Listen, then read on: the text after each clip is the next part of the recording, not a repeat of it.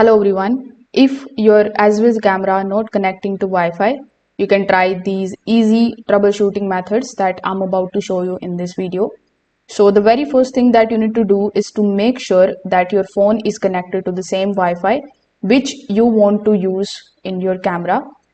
EZVIZ cameras require the 2.4 GHz Wi-Fi. So you need to check your router and enable it. If your Wi-Fi uses one name for both the brands, you can temporarily disable or you can temporarily separate them or disable 5 GHz. After doing this, you need to open your EZVIZ application. In it, you just have to either tap on the plus icon or you will see the add device option.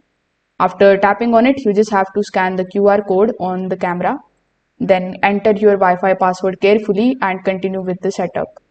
Now, even after doing this step, the issue still persists. You can try our second method, in which you just have to do nothing but to just simply reset your camera.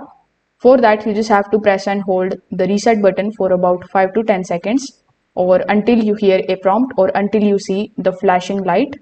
Now, you need to open the EZVIZ application again and you can start the setup again.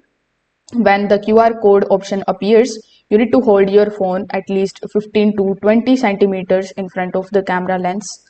Wait for a voice prompt like Wi-Fi is connected before proceeding. Stay close to the router during this particular setup for stable pairing.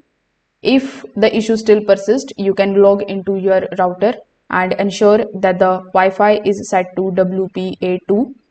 Make sure that the SSID is visible and no device limits or MAC filtering is active. So if this video helped you out, make sure that you like this video and subscribe to the channel. Thanks for watching.